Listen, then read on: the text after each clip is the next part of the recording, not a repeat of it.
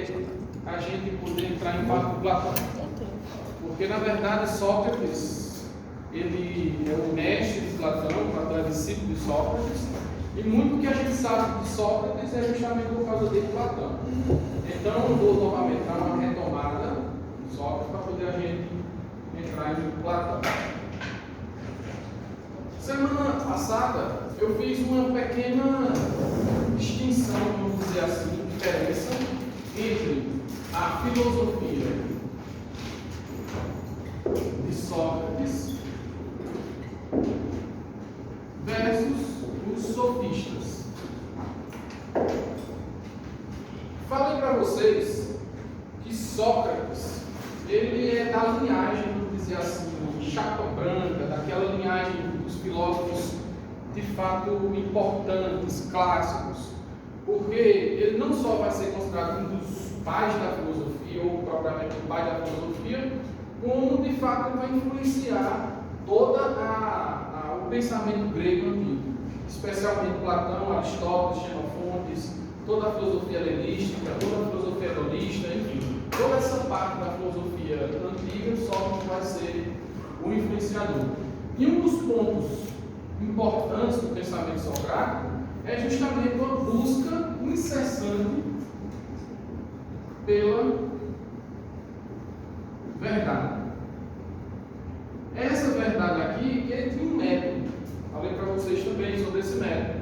O método socrático era o método da pergunta, da maiêutica.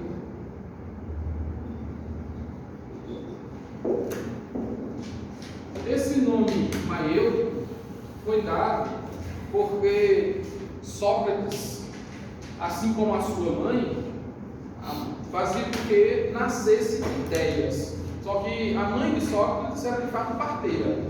Ou seja, a palavra maiêutico quer dizer parteira, aquele que faz nascer. No caso de Sócrates, fazer nascer a verdade.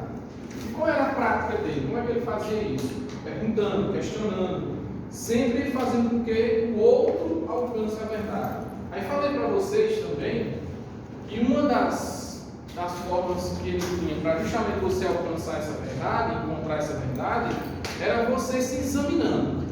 E uma das frases que eu utilizei aqui foi: uma vida que não examinada não merece ser vivida. E é justamente quando você faz a auto-busca dentro de você, que descende daquela outra, que é do tempo de Delfos, que é relacionado, que está relacionado a conhecer a ti mesmo.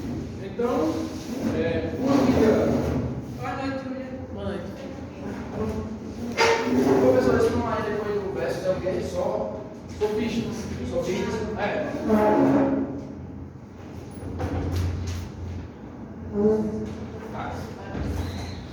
Então, como eu estava dizendo, uma vida sem exame, uma vida não examinada, não merece ser vivida.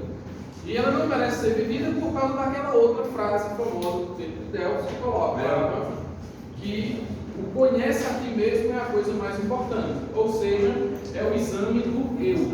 Eu até coloquei para vocês aqui. Essa busca socrática, esse exame, essa autorreflexão, esse mergulhar dentro de si, deu origem com Sócrates aquilo que no âmbito acadêmico a gente vai chamar de filosofia antropológica.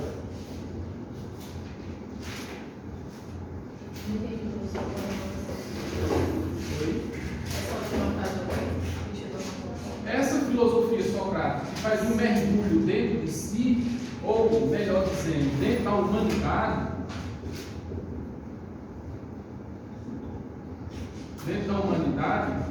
ficou conhecida como filosofia antropológica. Porque é exatamente isso, é um mergulhar dentro do homem. Eu até coloquei na aula passada justamente aquela reflexão. Antes de você tentar encontrar a verdade sobre todas as coisas, como era o objetivo dos pré-socráticos, ou mesmo do macro ou do micro, é mais importante você tentar saber qual é a sua verdade, a verdade humana. Então, por isso que Sócrates inverte isso e diz assim: então, conhece a ti mesmo primeiro, conhece a você primeiro. para depois você conhecer as outras coisas. Então, essa inversão, essa virada, dá origem a esse paradigma, que é o paradigma antropológico. Esse paradigma é justamente o exame da condição humana. Ele fazia isso justamente na dinâmica da sociedade, no meio da sociedade. Ele ia em busca dos jovens, dos velhos, e questionava absolutamente tudo. Questionava sobre o que é a política, que tipo de governo é melhor. Naquela época, inclusive, era a democracia. E ele perguntava se a democracia, por exemplo, era a melhor forma de governar. Também perguntava sobre a condição dos deuses, se aqueles deuses que acreditavam eram realmente deuses de fato, ou eram apenas crenças. Perguntava a condição dos escravos, perguntava a condição de certas condições propriamente humanas, como o ódio, a raiva, a guerra, o amor. Então ele perguntava sobre tudo, absolutamente sobre tudo. E ele, quando perguntava, queria saber a verdade de cada uma dessas coisas. E é exatamente por causa disso que Sócrates ele vai ser perseguido especificamente pelos sofistas, porque os sofistas têm uma particularidade, que a gente conversou um pouco na aula passada também, que é a questão de vender o seu conhecimento. Não se preocupar com aquilo que os filósofos se preocupavam, que é a busca da verdade. Eles se preocupavam em deter o conhecimento, mas não se perguntar se esse conhecimento que eles tinham era ou não verdadeiro. Então, por essa condição de não buscar essencialmente, fundamentalmente a verdade, os sofistas entravam numa espécie de desconfiança por parte dos filósofos. O maior crítico dos sofistas nem foi Sócrates, foi Platão. Depois a gente pode ver isso mais um pouco. Por que Platão vai ser muito crítico, muito profundo em relação a isso? Porque ele justamente faz um paralelo entre o que é ser filósofo e o que é ser sofista. Ser filósofo para Platão é ser ao modo socrático, ou agir da forma socrática. Já os sofistas, por não justamente ter aquela prática de Sócrates, em buscar essa verdade, em mergulhar nessa verdade, então eles não poderiam ser considerados como de fato sábios. Esses sofistas, professor, eles passavam o que era idealizado pelo Estado, né? Ou o que era idealizado por eles mesmos? Na verdade, era o interesse deles. Se de fato ele fosse se dar bem em relação a vender aquilo que eles tinham, que era justamente o conhecimento, então ele iria praticar. Mesmo não sendo verdade. Mesmo não sendo verdade. É uma espécie, é por isso que eu falava para você na aula passada, é uma espécie mais ou menos parecida, inclusive é o que dá origem ao advogado hoje. Veja, o advogado, ele tem o princípio da profissão de, se o indivíduo chegar para ele simplesmente pegar o caso. Se for, claro, da área dele. Se ele é, de fato, responsável pelo ato ou não. Se ele está falando a verdade ou não. Ele, na verdade, vai montar uma estratégia de defesa ali e vai apresentar isso no júri, no julgamento. Então, ele não está preocupado se o advogado, hoje, levando por essa linha, ele está preocupado hoje se o cara é culpado ou não, de fato. Ele está preocupado em fazer o trabalho dele. E para isso, ele vai ter o seu prolabore, vai ter o seu dinheiro ali garantido, o seu proveito garantido. Da mesma maneira, assim, resguardado as devidas proporções, era o sofista. Se o indivíduo procurasse ele e dissesse assim, eu quero aprender sobre retórica. Eu não importa se a retórica que você vai me passar é verdade ou não. O que eu quero é ter habilidade de retórica para poder fazer uma boa fala e com isso me eleger, por exemplo, um governante. Então ele ia lá, independentemente do caráter do indivíduo. Quer saber se ele é ser um bom governante, um péssimo governante. Não está preocupado com isso. Mas ele só se preocupava com a verdade. Está preocupado com aquilo que ele ia fazer, que é o trabalho dele. E aí ele ensinar o cara a se preparar com retórica, com lógica, com própria filosofia, com os pensamentos mais elaborados, política, enfim. Mas e aí pode-se dizer que ele cria uma verdade própria? Nesse caso dos sofistas, pode ser. Inclusive, ele pode tornar uma verdade em falsidade e uma falsidade em verdade. Isso de uma maneira muito fácil, porque ele era os mestres da retórica, da persuasão. Entendeu? Havia discussões de Sócrates, não é isso? Sim, Sócrates tem um embate muito sério justamente por causa disso. Porque a preocupação de Sócrates era com a verdade. Se o cara chegasse aqui, não, mas vamos transformar a verdade e tal, não. Isso não é papel do filósofo.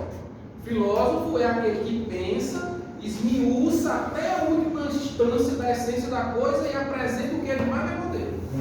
Já o sofista não está preocupado com isso. Veja, Platão, num livro, um diálogo chamado justamente Os Sofistas, ele vai traçar 8 tipos de sofistas, que são os mais habilidosos, pelo menos. Eu vou aqui mostrar, só pontuar alguns para vocês, só para vocês terem ciência. Depois, caso vocês tenham interesse, eu sugeriria para vocês que lessem, porque para quem está na linha do direito, é muito importante conhecer o tipo de habilidade retórica desses sofistas, porque possivelmente os discursos de vocês irão precisar. Você até pode se encaixar em um desses tipos de sofistas. Professor, mas na hora que o senhor colocar aí filósofo versus sofista, a gente sabe que os filósofos estudaram filosofia, são estudiosos. A partir do momento que a gente sabia que eram sofistas, eles eram sofistas. Porque justamente eles cobravam, tinha questão de dinheiro para poder ensinar. No caso, era caracterizado sofistas a partir do momento que começaram a cobrar pelo conhecimento. É o que Platão acusa. Platão vai acusar eles de mercenários. Então, por eles cobrarem e não se importar com a verdade, se é verdade ou não, aquilo que ele está ensinando, então é um tipo que são sábios, têm conhecimento, mas é um tipo de sábio que não interessa para a sociedade. Seria uma espécie de erro para a sociedade, isso, nesse sentido. Agora, isso é discutível. Até que ponto realmente é um erro, porque a gente vai ver que profissionais do futuro, eles também vão vender o seu conhecimento. Por exemplo, o professor. O professor ele vai estudar e depois vai vender o seu conhecimento. Óbvio que o professor ele não está disseminando a falsidade, não está tergiversando sobre a verdade. Ele não vai fazer isso. Mas de alguma maneira ele também está vendendo o seu trabalho, o seu conhecimento. Então, assim, os sofistas, eles podem dizer que ele deu origem aos advogados, de certa maneira, dá origem aos professores, mas também dá origem aos profissionais, como, por exemplo, os comerciantes, os políticos, que também têm esse tipo de prática. Quem é mais sofista do que o político? Né? Que ele pega ali uma falsidade, dobra todinha essa falsidade e acaba transformando isso em verdade para a população. E a população acredita e vota nele. Então, esse é um tipo de sofisma. Mas nem conhecimento eles passam. Eles têm bastante conhecimento, alguns deles, né? Claro, alguns deles têm bastante conhecimento. Agora, será que ele está preocupado com a verdade para o povo? No caso, a diferença do sofista, o professor se baseia na dogmática, né? Na verdade, é só a parte de vender o seu conhecimento. Apenas isso. Mas o professor ele não vai. É verdade ou mentira? Não, ele não vai tergiversar sobre a verdade, não. Agora, já no caso do político, sim. No caso do advogado, sim. Ele precisa disso. Porque senão, imagine, eu pego um caso, o cara chega, ó, eu realmente matei o indivíduo. Aí o advogado imediatamente diz assim, não, mas se você matou, então vamos lá e vamos dizer que você matou. Não pode, né? Ele vai dizer assim, você pode até ter matado, mas você tem uma razão para isso. Pode ter sido legítima defesa, vamos apresentar aqui um argumento e tal. Para quê? Para de repente absolver o cara. Né? Então essa é a ideia. E aí a argumentação, a retórica, é muito importante. E é uma retórica sofística, não é filosófica, nesse caso.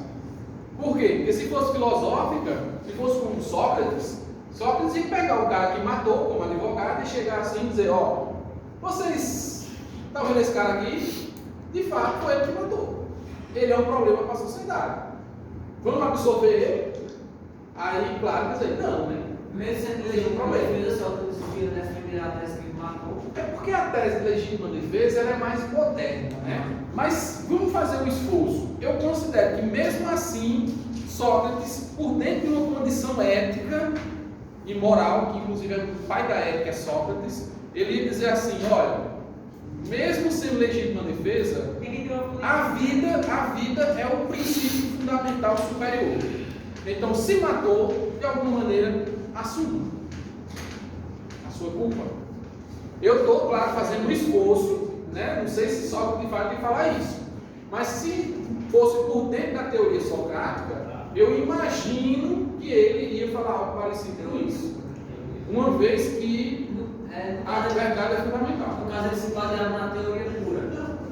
Como assim? Pode dizer Na verdade pura, né? Na verdade, isso. Na verdade Ele pura. não sim. analisava os fatores. Na verdade pura. Agora ele ia fazer com que você chegasse a essa verdade pura. Ele não ia lhe dar de pronto a verdade pura. Né? A maiêutica, o questionar, como eu estava falando no início, essa prática era justamente para isso. Ele ia te questionar de tal modo que você iria chegar a essas conclusões. Tipo, nesse caso, vamos supor que eu matei. No caso, ele ia me questionar. Até tudo isso aqui. Até eu sei que matei, até eu. Não, se você já confessasse, não precisaria, né? Agora, se você mentisse, possivelmente ele ia te questionar a tal ponto que em algum momento você iria dizer a verdade. Ou chegar à conclusão da verdade. Entende? Entenda a prática como é diversa. Já eu sou ficha, se eu chegasse aqui não matei, eu sou ficha só. Depende qual é o seu objetivo. Você procurou sua ficha para quê? Para utilizar como defesa? Isso. Aí ele chega e diz assim: ok, você matou, mas vamos procurar. Tipo advogado hoje mesmo. Ok, você matou, mas vamos procurar um subterfúgio para inverter essa verdade. Essa verdade aí a gente vai jogar debaixo do tapete e vai construir uma nova verdade. Então essa verdade teria que ser repassada para o povo.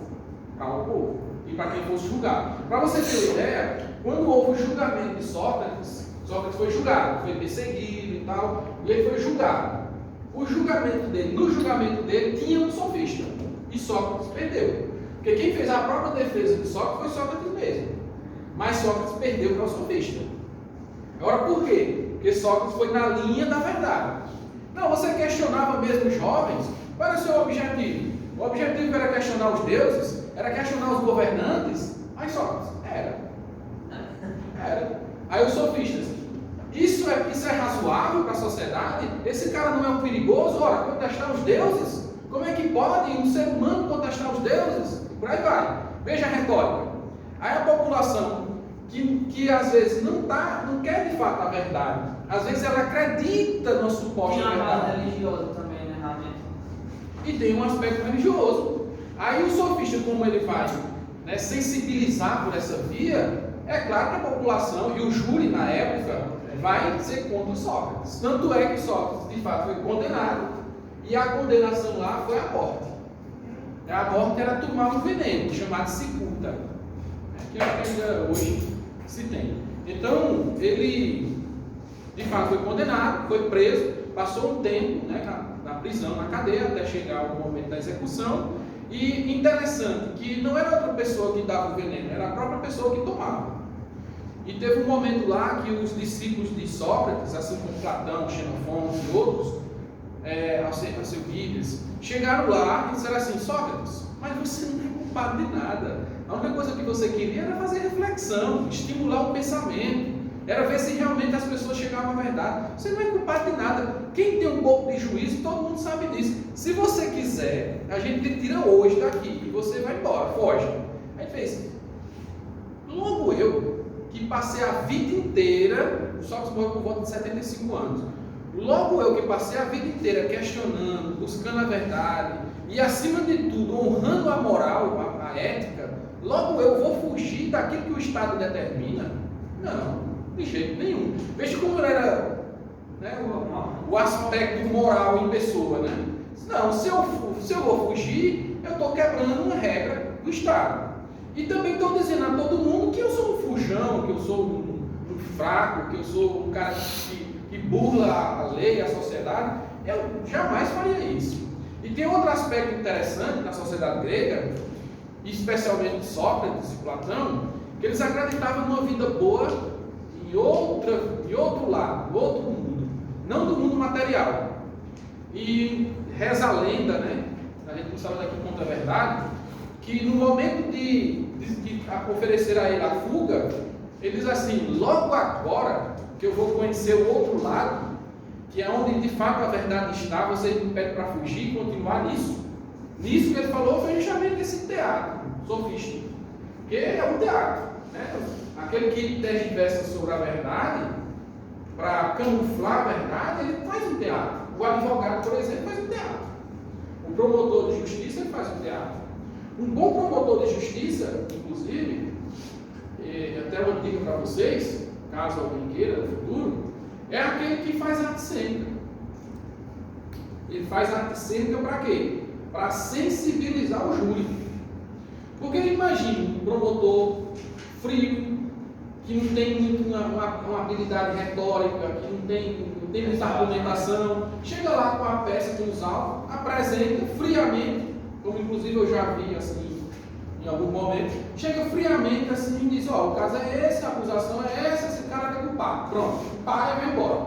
Aí o advogado vem, o advogado altamente habilidoso, que sabe justamente fazer o aspecto teatral, da retórica, do sofisma, e faz toda uma argumentação. Vocês acham que quem ia convencer o júri? O promotor frio, sem muita habilidade, ou o advogado? O advogado. E muito provavelmente o cara ia ser ou acusado ou absolvido, dependendo do caso. Mas será que é por isso que muitas das vezes não há absolvido? Será que é por isso que muitas das vezes não há absolvido? E é um risco. Por isso que tem as instâncias, né? Por isso que tem as instâncias revisoras. Porque na primeira instância é um teatro mesmo. Cada um vai querer ganhar. Ou o promotor, a promotoria, né, com a acusação, ou o advogado para absolver. E ali vai ser um show. Cada um vai querer dar seu show. E eles vão utilizar de todos os argumentos possíveis e imagináveis. Brechas na lei, enfim. O que você imaginar. É um teatro. É tanto que uma sustentação oral para uma segunda instância, dificilmente um advogado ganha. Né? Porque não tem essa encenação toda, né? Não é permitido. Não é permitido. É baseado tudo na letra fria da lei. Na jurisprudência.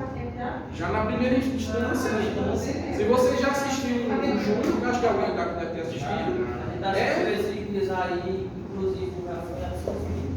Um teatro. Mas os dois eram bons de remate, os dois. O advogado tentando. Porque assim, a gente não assiste até o final, né? Os debates. Porque atrás do tribunal, mas só a parte da promotoria era bom de. É porque tem caso que não tem jeito, né? E é tanto que a gente sai achando que o cara ia ser condenado, né? Só a parte da final tanta coisa. o quarto promotor, né? Faltava a defesa falar. Mudou até o próprio filho para mentir, para ser encontrar, então o caso foi tentar fazer o primeiro para você ver que nesse julgamento tem muita escamoteamento da verdade. Mas o promotor em 3 perguntas já contraria o argumento que tinha. 10 anos mentindo também. Mas aí para você ver, o que conta muito é o aspecto teatral. Né? Para você ver. Agora tem caso que não tem jeito não, é tão nítido. Assim, tem câmera, tem fala, enfim, tem tanta evidência que é difícil para advogado, né? Muito difícil. Tem caso que não tem jeito não. Eu acho que eu participei de uns 20 ou 30 julgamentos já, mais ou menos. E dentre esses que eu observei, acho que uns 15, mais ou menos. Era tanta evidência, tanta comprovação, que até fica um pouco fácil para a promotoria. Não fica muito difícil. Mas aí, eu acredito que no caso desse, até o nosso advogado já entra com o intuito sabendo que não vai absorver, já tentar diminuir a pena, né? Já tem. Amenizar a punição. Tem os atenuantes. Ele diz assim, caso vocês não aceitem tal tese, mas vamos por essa tese aqui, que pelo menos vocês vão ver que ele fez, aí vem toda uma argumentação, né? E eles vibram, eles fazem toda uma encenação. Tem um promotor aqui, não sei Você está se... falando rodando assim. Eu pedi para ele sentar esse perguntar assim um quesito. O promotor pediu. Nesse quesito tal, quero não, era uma qualificadora. Ele pediu para dizer uma qualificadora. Sim, foi a questão da visão. não, O menino teve essa descendência. O promotor pediu para culpar, mas ele estava pedindo porque não tinha descendência. Porque na delegacia. Quem pegou o moleque Na delegacia. o moleque que estava lá, só que ele não estava. Pois é. Então tem os atenuantes, né? Que eles veem que realmente. Agora, claro, eles atiram primeiro na maior parte da coisa, né? Porque a ideia é essa, o cliente dele quer ser absolvido, né? De todo jeito, mesmo sendo o autor da coisa, quer ser absolvido, de todo jeito. A família quer também e tudo mais. Mas aí o advogado, às vezes, já conversa com ele: olha só, o caso é muito difícil, a gente sabe que talvez não tenha chance, mas a gente vai apresentar essa tese, mas paralelamente a essa tese, a gente coloca um atenuante aqui para ver se diminui pelo menos a pena. E o cliente muitas vezes acaba.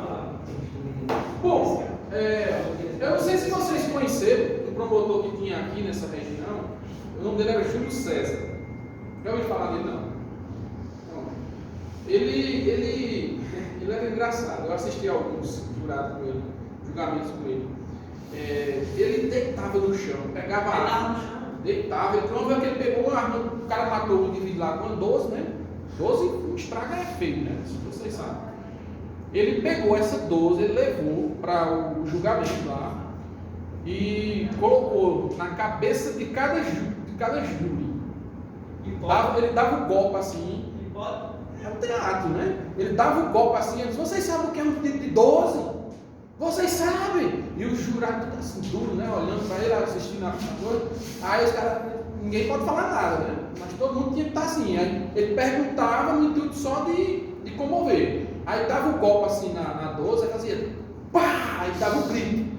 Às vezes, além do grito, ele batia na coisa assim, pá! Aí os caras ficavam, né? Isso tudo para convencer. Aí, além disso, o cara empurrou uma peixeira no coração do cara. O cara desse queria realmente assim, não ferir o outro. Você sabe o que é uma peixeira? Aí pegava uma régua, geralmente ele pegava uma régua. Aí diz assim, lá na perícia diz que entrou 10 centímetros. Você sabe o que é 10 centímetros? Aí pegava a régua assim e dava até uma aumentadazinha, Deus. Dizia isso aqui, ó. Aí chegava bem perto do júri assim.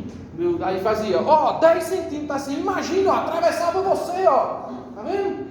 Aí o cara ficava, na cabeça do júri ali, o cara mesmo, né? 10 centímetros, realmente. Aí teve um caso lá, sabe o que ele fez? O cara deitou no chão, ó. Aí ele deitava no chão assim, ele pegava a 12, aí ficava de tucaia, ó. Aí ele para uma cadeira assim, e ficava falando teatro, total. Agora não perdia uma.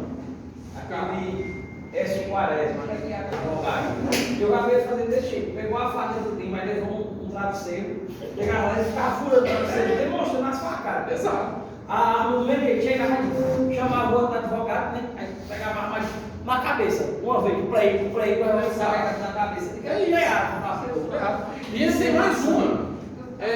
O promotor às vezes combinava com a família para na hora do tiro que ele demonstrasse lá, todo mundo começar a chorar. Aí quando ele dava o tiro assim, parece um negócio realmente combinado. Pá! Aí a família começava: meu Deus do céu, meu filho! Era um negócio assim, né? Aí você já via que o negócio era teatral mesmo. Agora, quem não está acostumado, e o júri geralmente é a população que não está acostumada, entra tudo na história. Então, tudo isso que a gente acabou de falar aqui, ó, é culpa desses caras. Sim. Você vai falar o nome dele? Sim, Platão aqui vai dizer, né? Existem 8 tipos de sofistas, né? 8 tipos. Eu vou falar só alguns, porque ainda vou ter que ir Platão pela frente aí. E a hora já está bem usada. Então veja, um desses sofistas, um dos mais famosos, vamos dizer assim, para Platão, é o comerciante. Vocês concordam que o comerciante é um bom sofista? Sim. Vendo conhecimento. Total, né? Vende mercadoria, né? Às vezes a mercadoria não vale nada. Por exemplo, um carro. Você pega um vendedor de carro, o carro não vale nada. O carro foi batido, o motor está quase pifando. O carro foi feito ali só pela maquiagem do carro, mas o cara vai te mostrar. Você vai andar no carro, o cara vai dizer que é o melhor carro do mundo e você vai comprar. Aí Platão, acho que tinha razão quando falava que um dos melhores ou piores sofistas era o comerciante. É um tipo deles. E de fato, eu acho que principalmente as meninas, né? Já entrou numa loja e ao entrar na loja, dificilmente você sai sem uma coisa, né? Porque a vendedora, boa vendedora, ela vai convencer de todo jeito que você precisa daquilo ali, embora você não precise. Ou então, quando você olha uma peça, uma roupa, ela vai dizer, você vai perguntar, tá boa para mim? Ela diz, tá ótimo, foi feito para você. Olha, vê como me caiu bem a cor, combinou com a sua pele, não sei o quê, e vai inventar um monte de coisa. E você vai acreditar, quando às vezes vai chegar em casa, vai dizer assim, caramba, por que eu comprei essa roupa tão feia para mim? Mas na hora lá, você foi iludido. Então, o comerciante, ele é um bom sofista. O outro tipo de sofista, que Platão vai dizer, é o tipo pescador. Mas não é um pescador. É aquele que vai jogar uma ideia para você, um argumento para você, e você vai cair. Então, digamos o seguinte, é um tipo de estelionatário. Aquele que vai dizer, olha, eu tenho aqui um negócio para você, eu acho que esse negócio aqui para você é bom, mas inclusive se você entrar nisso aqui ou comprar, você pode ricar, você pode não sei o que e tal. Ou seja, vai lançando um bocado de ideia para você, como se fosse um monte de vantagem, e você vai acreditando que vai ganhar essas vantagens, e de repente não tem vantagem nenhuma. Ali era tudo falsidade, mas você já foi fisgado, já foi pego. Então é um tipo de sofisma, justamente vai ser também o pescador. Outro tipo de sofista que Platão vai colocar é o caçador. Tem um pescador e outro é o caçador, que sempre está em busca de uma vítima. De alguma maneira ele está em busca de uma vítima. Então, se a gente observar bem, a gente encontra muita gente na sociedade desse tipo. Por exemplo, hoje nas redes sociais, você vê muito esse tipo de gente que está atrás do outro para de alguma maneira te enganar, dar o golpe. Os políticos também é um tipo de caçador, um tipo de sofista caçador, porque ele está sempre atrás do eleitor para de alguma maneira convencê-lo para votar nele. Assim como também tem outros na sociedade, além dos políticos. Enfim, tem outros tipos aqui de sofistas. Aí já falei, né, uma espécie de advogado, que vai ser um tipo de sofista. Tem um professor também, que é um tipo de sofista. Tem um político em si, que é um tipo de sofista. Enfim, Platão vai enumerando. O fato comum entre esses sofistas é que todos eles são um tipo de mercenário, estão em busca dos interesses, estão em busca da persuasão para de alguma maneira se dar bem. E é por isso que Platão vai dizer que eles não são bons para a sociedade, porque na verdade só estão interessados nele mesmo. Sofistas, bem assim, os mais famosos, tem Gorgias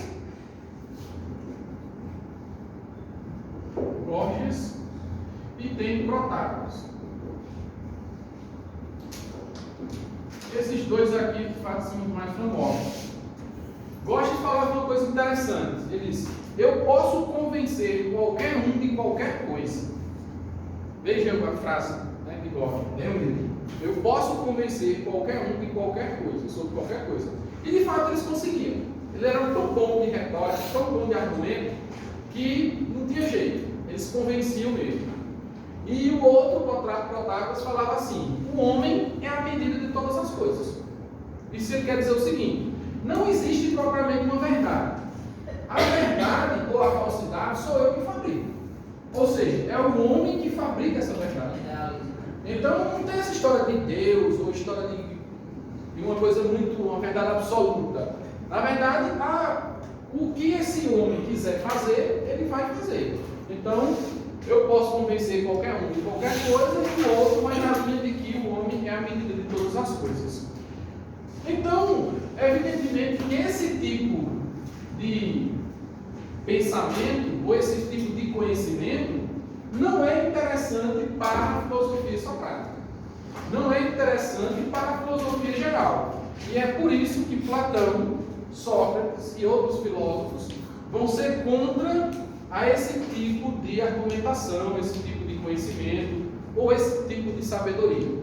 A sabedoria boa, de fato, para os filósofos, é aquela que traz a verdade ou, como depois vai colocar Sócrates também, ou o bem. o bem comum, o bem social, também vai estar sempre em jogo. Os sofistas nem sempre trazem o bem para a sociedade. E a gente já viu aqui inúmeros exemplos deles. Pronto, pessoal, eu acho que gastei um bom tempo já com Sócrates de novo. Qualquer coisa para aprofundar, depois você dá outra lidazinha em outros materiais. Agora eu vou ter que partir para Platão, mas antes disso, tem alguma dúvida, alguma pergunta? Não? Pronto. Então vamos lá. Platão.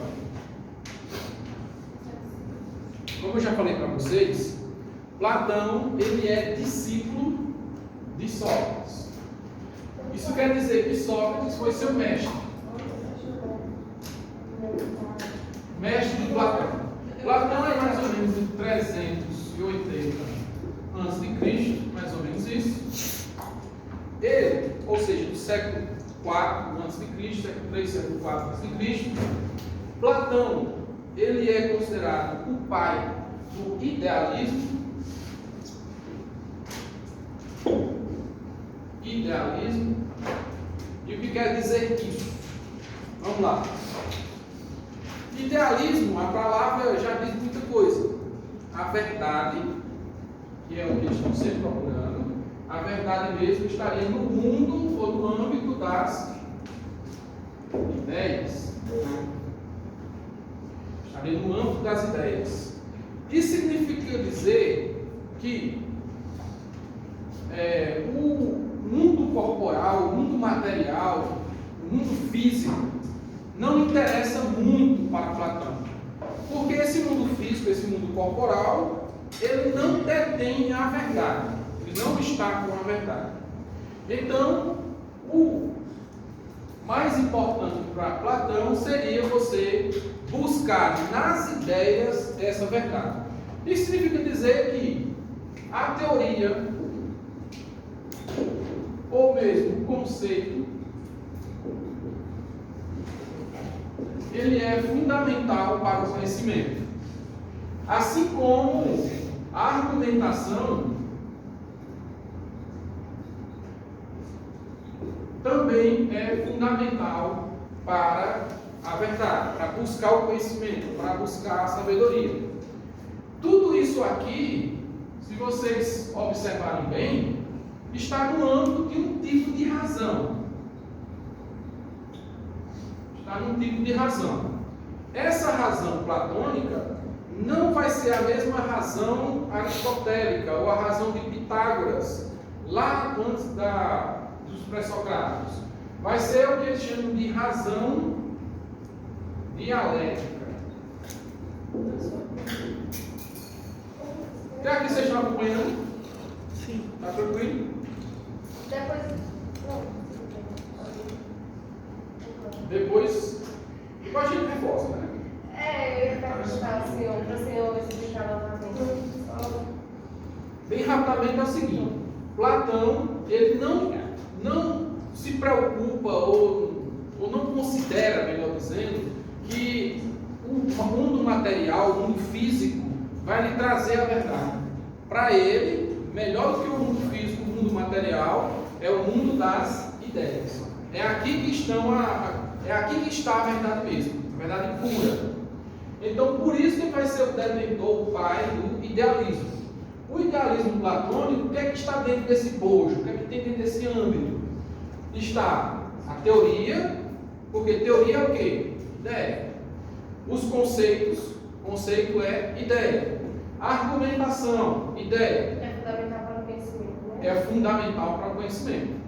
Por quê? Porque esse é um tipo de razão que vai proporcionar justamente você alcançar essa verdade.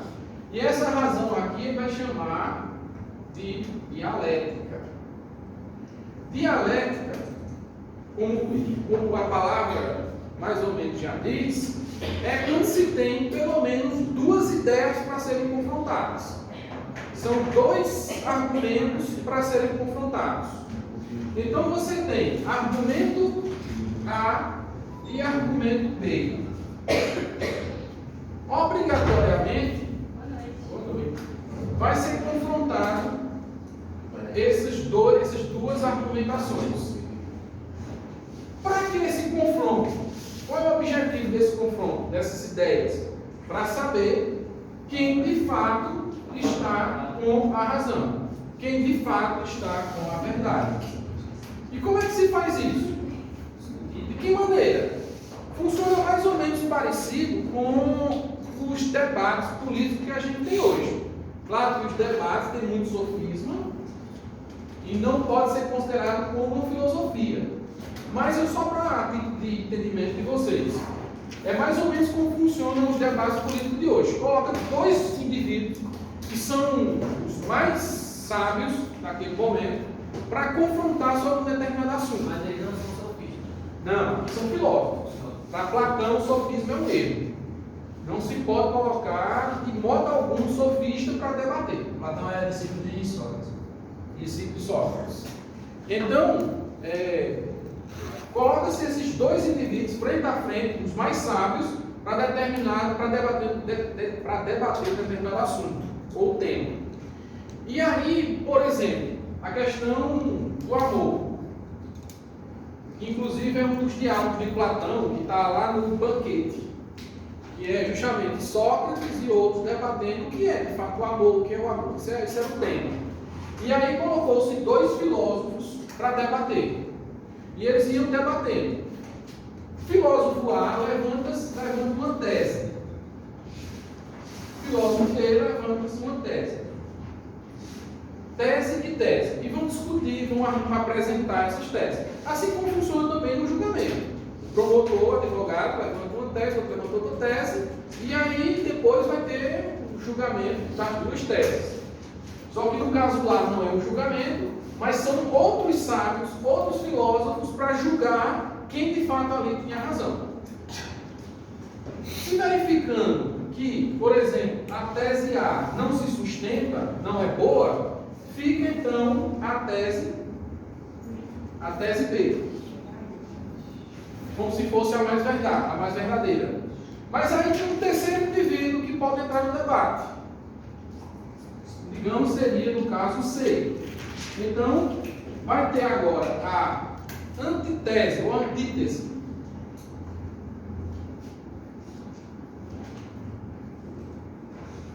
Vai ter a antítese.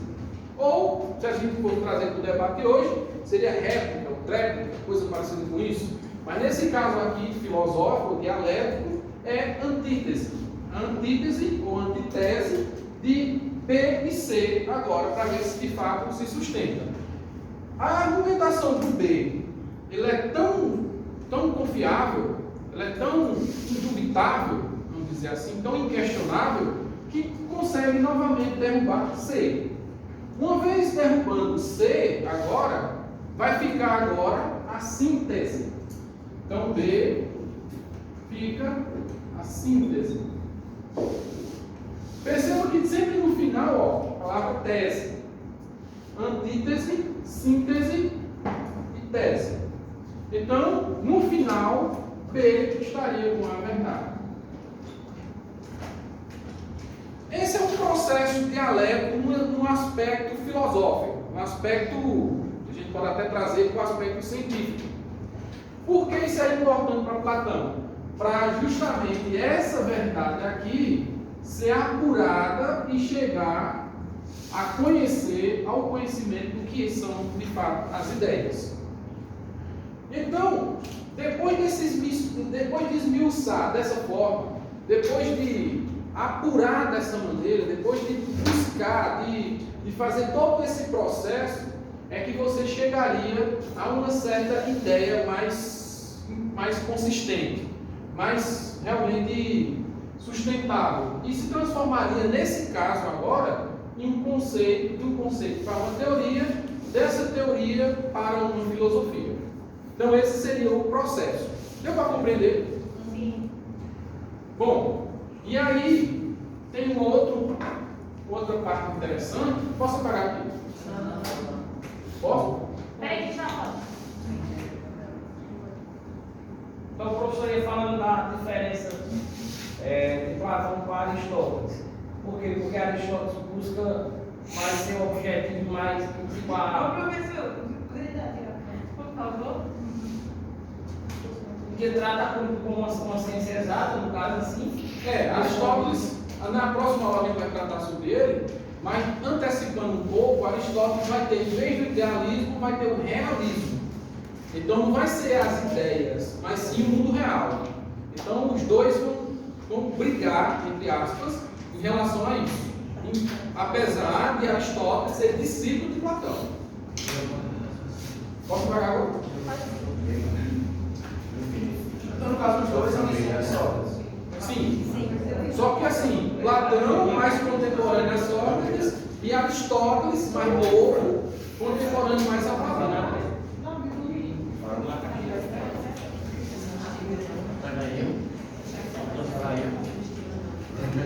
Professor, quando essa síntese era aprovada, ele colocava no documentário. Quando essa síntese era aprovada no final, ele documentava. Foi. Assim, no caso de Platão,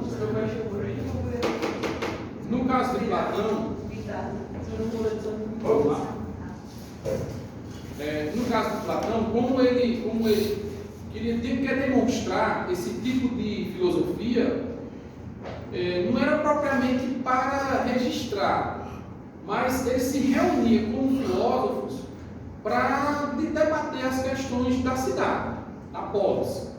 E aí muitas vezes servia para o aspecto filosófico em si, mas também para a orientação, por exemplo, dos governantes.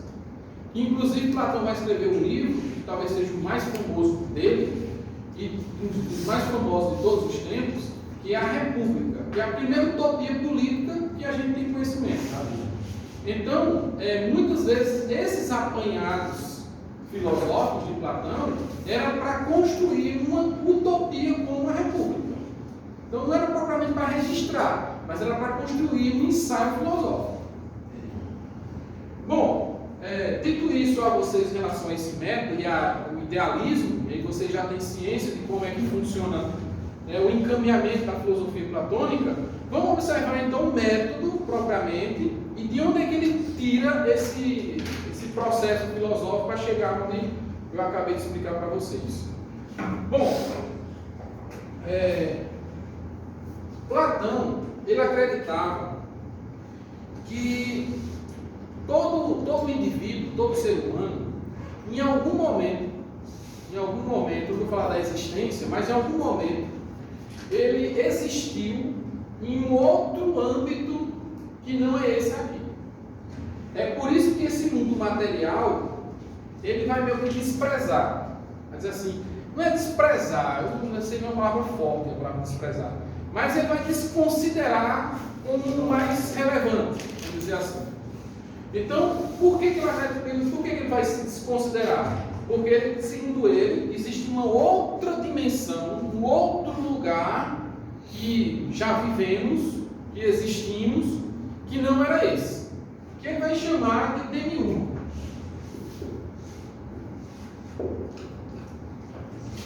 Vai chamar de demiurgo.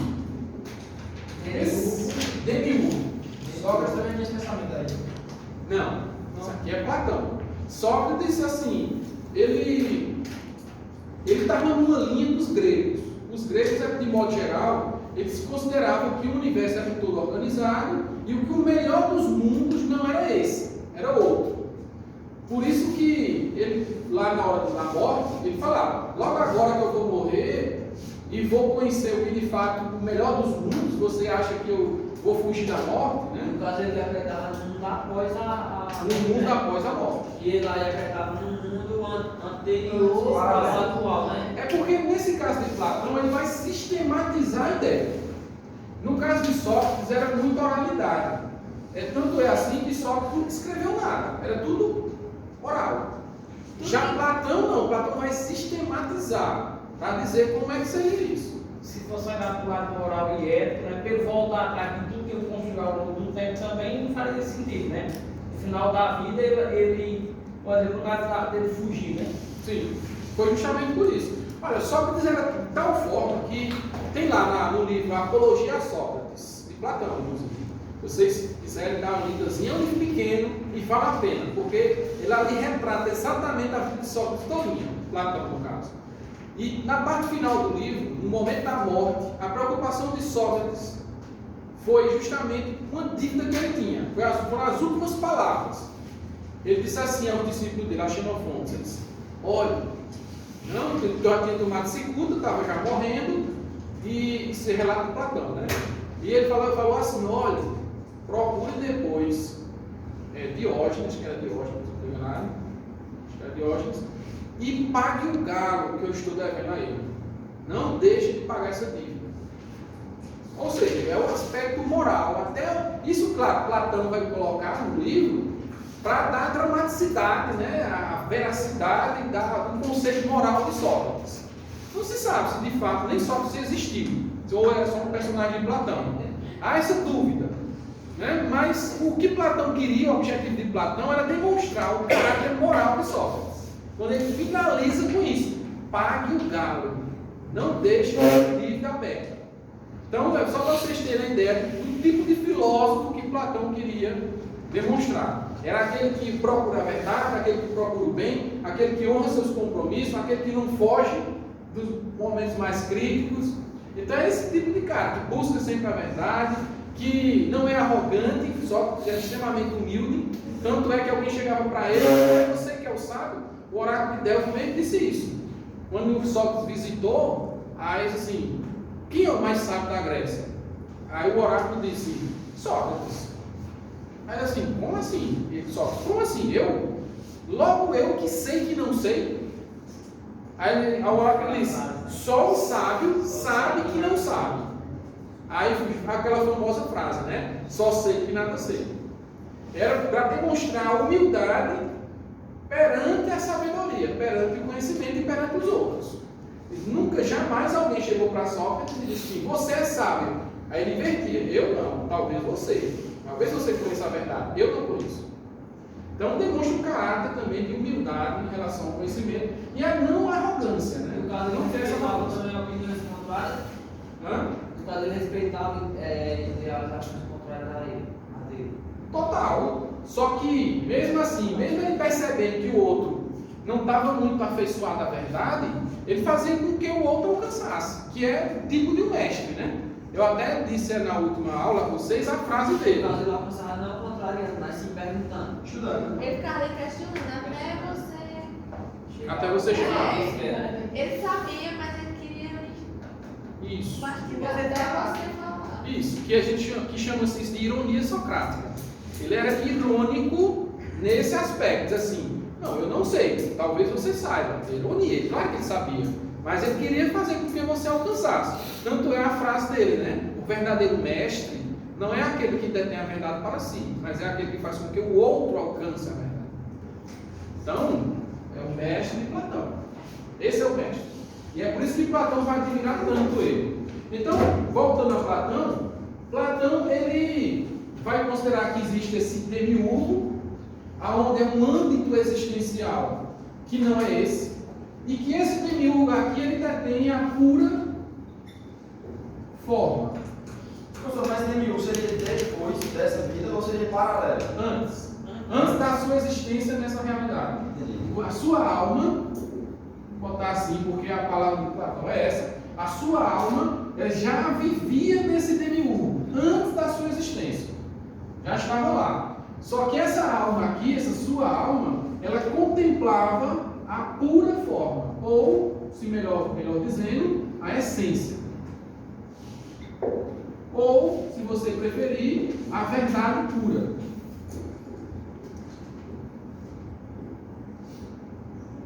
Está tudo isso no demiurgo. Então, evidentemente que isso aqui, pura forma, a essência absoluta, a pura verdade, é o melhor dos mundos. Né? E é a Terra, vamos colocar dessa forma, né? O planeta Terra, e essa realidade. Eu não gosto muito de colocar a palavra realidade, mas eu vou colocar aqui a título de apenas didático, para vocês compreenderem essa distinção entre demiurgo e essa realidade nossa aqui. Eu digo isso porque Platão vai dizer, chamar isso aqui de realidade, para dizer, não, a pura realidade é essa. A realidade mesmo é essa. Essa aqui é um faz de conta. É uma ilusão. É ilusão. Mas eu vou colocar aqui apenas a título de didática. certo. E essa realidade? Essa realidade aqui, como eu já falei, é ilusão. Então, esse aqui é um problema. Só que, nesse meio do caminho, acontece um problema. Está lá a sua alma, no demiurgo, contemplando a pura verdade, na essência mesmo, e de repente, essa alma cai. Platão não explica muito bem como é que essa alma cai. Né? Ele só apenas diz que essa alma cai, vem para cá. No caso, vai para a ilusão. A realidade dele seria esse lugar ilusão. E a Terra é uma ilusão. A Terra é uma ilusão. Aí essa alma cai para a Terra. Ou seja, é aprisionada, vou utilizar o termo que é esse mesmo, é aprisionada pelo corpo. Mas esse demiurgo, ele se encaixa no caso das ideias, né? O demiurgo é a pura ideia. Pura ideia. É onde está justamente o idealismo de Platão.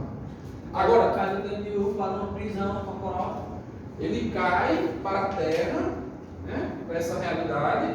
Vou fazer aqui a separação. Ele sai do pensamento para a realidade. Não, a realidade Não é pensamento, não. A realidade ele fala de nenhum. Então a Terra é ilusão. A Terra é ilusão. Mas veja só, não é pensamento apenas, não. De fato, Platão acreditava que existia outra coisa transcendentalmente a essa Terra. Entende? E que essa alma ela estaria nesse transcendente, nesse outro lugar. E por alguma razão, que ele não explica bem, cai para a Terra. Ele cai para essa realidade na qual nós estamos. Prisão seria a Terra. Que é o caso do nosso nascimento. Quando a gente nasce, é porque a alma foi aprisionada lá no demiurgo para o nosso nascimento. Só que acontece uma questão que Platão vai dizer. Quando a gente cai, a gente não se recorda disso aqui mais. Não tem mais lembrança desse demiurgo. Então a gente cai como se fosse assim, um papel branco. Não existe nada na nossa mente. O que é que vai acontecer? As experiências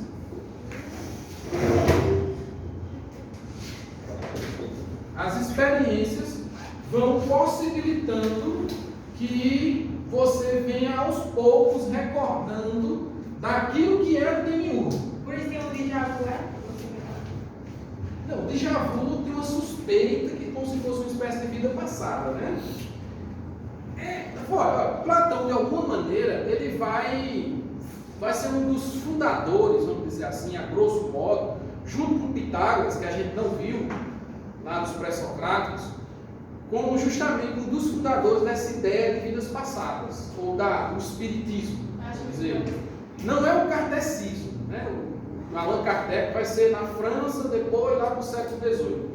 Mas Platão, lá no século IV, e anterior mesmo a Platão, que vai ser Pitágoras, um matemático, inclusive vai ser místico pra caramba, Pitágoras, um matemático, filósofo, vai dizer que existe uma espécie de vida anterior. A essa vida anterior em Platão e em Pitágoras é uma vida anterior no demiurgo, mas não é uma vida propriamente passada. Entende a diferença? Então, um fala sobre conhecimento propriamente, que é do demiurgo, e já Allan Kardec vai dizer que morreu, depois voltou em outro corpo, depois morreu de novo, depois voltou e evoluiu, vai evoluindo e tal, essa coisa toda. É, que vai ter um sensível e um inteligente. Exato. No caso das experiências que eles vão ver na Terra, que vai trazer recordações. Vai dar início Dá início a recordações desse demiurgo. no demiurgo. Mas não vai trazer certeza. a certeza completa. Como ela. Depende. Platão Depende vai das dizer experiências que. vividas, né? Depende. Platão vai dizer que só os filósofos, a gente vai ver isso daqui a pouquinho, só os filósofos é que vão chegar no grau de ter a contemplação de novo dessa verdade pura, dessa verdade do demiurgo. E os demais que não são filósofos vão ficar em outras instâncias, em outros graus de verdade. Mas vamos lá, antes de chegar a esse ponto aí. Então, caiu no demiurgo, o corpo aprisiona. E aí, aos poucos, você não recorda de nada, você vai lembrando no decorrer das experiências. Só que tem um problema. Como você estava no DMU, é o melhor dos mundos, vamos dizer assim, e você caiu e foi aprisionado para o mundo da ilusão, o que a alma mais se interessa, o que ela mais quer, é se libertar do corpo. Porque o corpo é uma prisão. O corpo, inclusive, é um problema para a própria alma, segundo Platão. E aí eu vou entrar na teoria dos desejos, ou na teoria do amor de Platão, melhor dizendo. Platão vai dizer que o maior problema para a alma é justamente desejar. E por quê? Esse problema seria o desejo. Um dos maiores problemas para a alma. Por quê? Porque se for nesse âmbito da Terra, o corpo, que é responsável justamente pelos desejos, vai estar desejando coisas que não é propriamente verdadeiras para a alma. E tanto é assim que quando alcançar a coisa que é desejada, a alma vai deixar de desejar aquilo ali e vai perder o amor por aquilo. E vai começar a desejar, porque o corpo não vai parar, porque é uma prisão, vai começar a desejar outra coisa. E assim sucessivamente. E fazendo com que, inclusive, o indivíduo sofra. Platão, inclusive, vai dividir o indivíduo em 3 instâncias, pelo menos. Que vai ser o concupiscente, um tipo de personalidade. O concupiscente é aquele que age muito pelos desejos eróticos, sexuais. E, bom, tem muita gente desses traços. A maioria.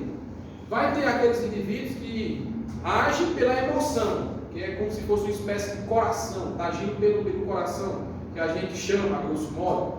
Então, ele vai agir muito pela emoção. E tem uma boa parte também dos indivíduos que vão por aí. E teremos, por último, aqueles indivíduos que agem com a razão.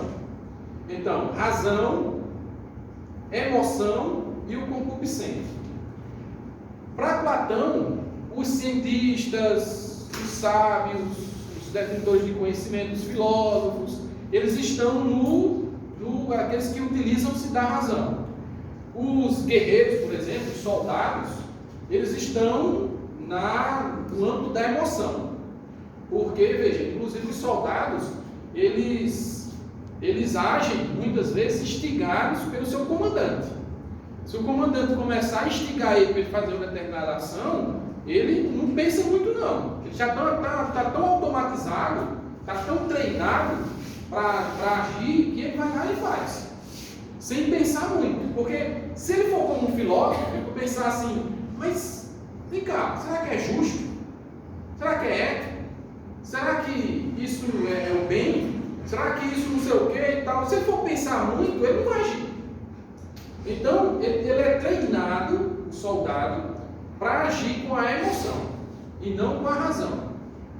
E a outra parte, que é o mais complicado que Platão coloca, é justamente o concupiscente. Porque toda hora ele vai estar suscetível a certas futilidades da vida. Qualquer coisa que aparece em termos de desejo, ele vai lá e cai. É por isso que muitas questões de amores, de relacionamentos, as pessoas caem facilmente. Porque, na verdade, eles estão agindo muito mais pela parte do desejo do que propriamente com a razão. Porque se o indivíduo for realmente, no momento que acontecer a tentação, ele for racionalizar, ele não vai fazer. Onde provavelmente ele não vai fazer. Então, é um problema o indivíduo ser coagido, vamos dizer assim, pela concupiscência. Porque ele está sempre sujeito aos maiores dos erros que existem nessa realidade, dita realidade. Então esse é um problema. O corpo quer se libertar justamente dessa condição, porque ele quer chegar na condição pura, que é o mundo das ideias. Ele quer chegar aqui. E ele quer chegar aqui justamente com a razão. E essa razão é a razão dialética que eu apresentava anteriormente. Bom, estou correndo aqui para ver se está tempo. Deu para compreender? Sim. Deu. Vou apagar essa outra parte.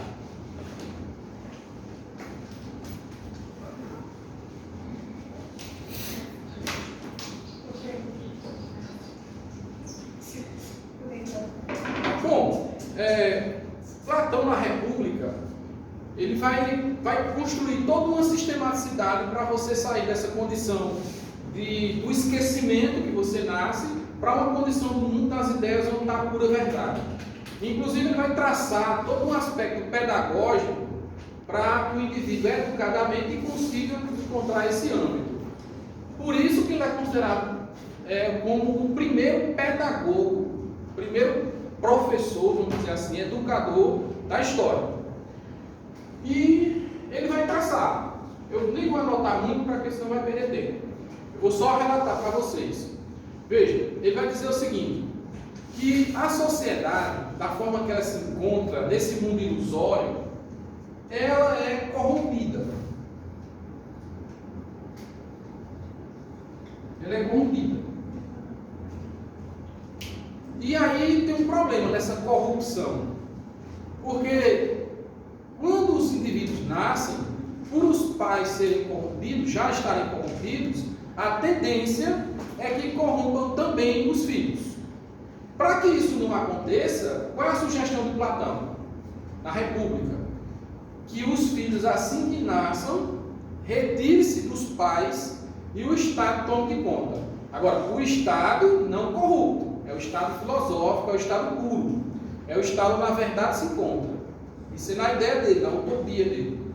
Então, se o indivíduo tiver na tutela do estado puro, na tutela do estado absoluto, no estado onde não existe a corrupção, a tendência é que esse indivíduo também não se corrompa futuramente. E aí, lá na frente, se encontra a sociedade ideal, ou a sociedade pura, onde as pessoas vão viver e conviver de uma forma pura também. Então, desde o nascimento, o indivíduo é retirado dos pais e entregue à tutela do Estado. Na tutela do Estado, o indivíduo vai começar a ser educado pelo Estado.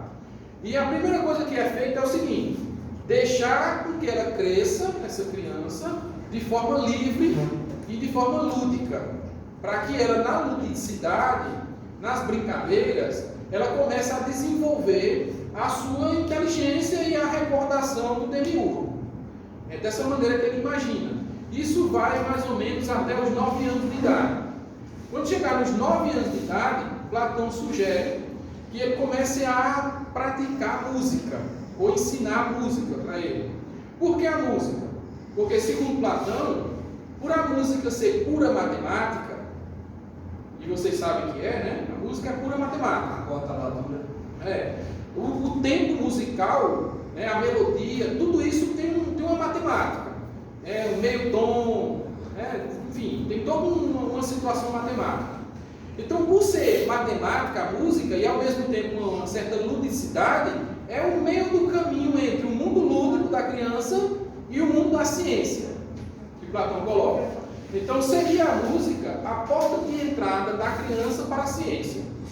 Isso mais ou menos aos 9 anos de idade. Quando chegar aos 12 anos de idade, a criança começa a estudar, de fato, outras matérias, outras ciências mais elaboradas, como, por exemplo, a geometria, ou a própria retórica. E aí começa a estudar. E dos 12 anos até 21 anos de idade, só ciência, junto inclusive com filosofia. Quando chegar nos 21 anos de idade, essa pessoa agora, que já não é mais criança, ela vai ser submetida a um teste. Qual é o objetivo do teste para Platão? Para saber quem tem condições de governar a polis e quem não tem condições de governar a polis. Aqueles que têm condições de governar a polis são os filósofos. Só filósofo deveria ser governante. E não outro tipo de indivíduo. Aí por que os filósofos, segundo Platão? Porque os filósofos vão estar conhecendo a verdade. E já os outros não conheciam a verdade. Esse teste é um teste mesmo, intelectual, um teste, submetido a uma prova. E aí, aqueles indivíduos que não passavam para ser governantes, iam ter outras atribuições. Iam ser cuidadores de crianças, iam ser professores, pedagogos de crianças, para o próprio Estado, iam organizar a cidade de alguma maneira, iam fazer funções artesanais e tudo mais. E os homens, especialmente os homens, iriam ser soldados. Iam ser soldados para proteger a polis. Porque Platão disse que é uma função muito importante para que outros estados não acabem invadindo aquele e que acaba corrompendo aquele estado que era puro. Então, quem ia fazer essa função de proteção era justamente os soldados. Como eles não tinham intelecto para serem filósofos, eles eram soldados, guerreiros. Por quê? Porque eles agiam com a emoção e não com a razão filosófica. Então, os soldados tinham uma função nessa parte da proteção por não passar nessa avaliação, nessa prova. Passando na prova, para ser governante, para ser filósofo, o indivíduo estudar de 21 anos até 35 anos. Agora estudar filosofia pura. Para que essa preparação? Justamente para ser governante. E aí é estudar tudo, lógica, dialética, metafísica, ontologia, todos os filósofos, enfim, tudo aquilo, até 35 anos. Chegando nos 35 anos, o indivíduo ainda não estava pronto para ser governante, não. Ele agora ia para a polis, botar em prática a sabedoria que ele teve, o conhecimento que ele teve nessa preparação. E ficaria dos 35 anos até os 60 anos para poder ser governante. Quando chegasse nos 60 anos, é que ele estava pronto para ser governante.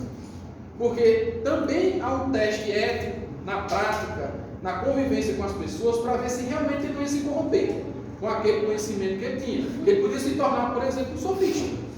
Então, como Platão não queria que isso acontecesse, então ele ficava dos 35 aos 60 anos, que era justamente o tempo em que Sócrates mais ou menos disse que amadureceu.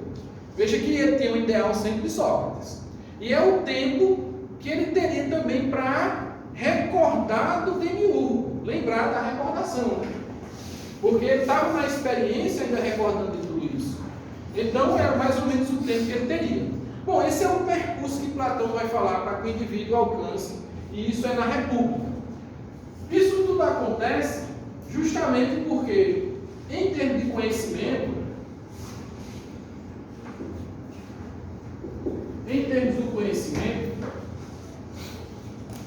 Platão vai dizer que existe uma gradação para poder você chegar até esse conhecimento puro aqui que eu acabei de falar para vocês. Que é o seguinte: quando você nasce, Platão vai dizer que você nasce nas sombras. Nas sombras é aquela história de que não recorda de nada. Está tudo opaco, você não enxerga nada, você não vê nada. É só com a experiência e com a luz da razão que você começa a entender mais ou menos o mundo.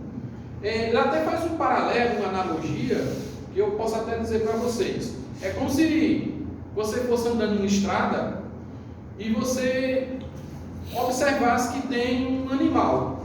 Só que você não sabe que animal é esse exatamente, porque está na penumbra, está na escuridão. Mas você mais ou menos enxerga esse animal. Como você já tinha alguma experiência, essa experiência ainda muito confusa, aí você começa a meio que chutar, dizer assim: eu acho que aquilo deve ser um cavalo, ou deve ser um boi, uma coisa desse tipo. E na medida em que esse animal se aproxima de você e a luz vai batendo nesse animal, você vai começar a enxergar esse animal. E aquela experiência que você tinha, você vai ter a conclusão, você vai ter a certeza que o animal é aquele. Então, quando o animal se aproxima de fato de você, que a luz bate nele, aí diz assim: ah, esse é um cavalo. Por que um cavalo? Porque o cavalo é assim, tem característica assado e é diferente de tal outro bicho. Então, mais ou menos vai ser essa analogia, essa metáfora, para a gente dizer mais ou menos como é a construção, o processo do conhecimento. E aí ele diz: primeiramente você está na sombra, você está na penumbra, você não enxerga muita coisa. Esse é o primeiro estágio. Preste atenção nesse ponto aqui que a gente vai finalizar agora, porque esse vai ser provavelmente o ponto que eu vou estar cobrando na avaliação. Então, está na sombra, está na penumbra, não enxergo nada. Primeiro estágio. Para que você não fique nesse estágio das sombras, sem enxergar muita coisa e sem entender o mundo, sem ter muita experiência, você precisa evoluir, você precisa crescer nisso aí. E como é que eu faço isso? Aí entra Sócrates, né, com questionamento, com a busca da verdade. O verdadeiro filósofo faz isso. Então, ele tem que ir para o segundo estágio. O segundo estágio em Platão é a opinião. A opinião em Platão ainda não é a verdade mesmo.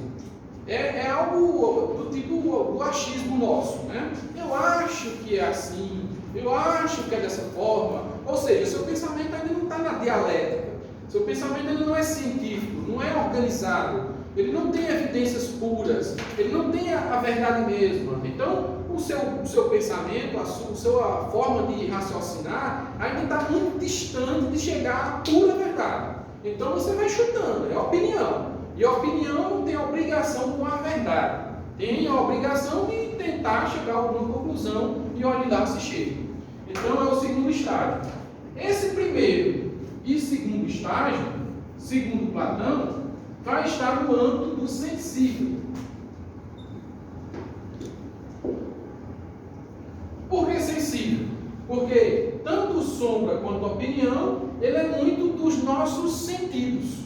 É do tato, da visão, é da audição. Ele é muito dos nossos sentidos e muito pouco da razão, das ideias.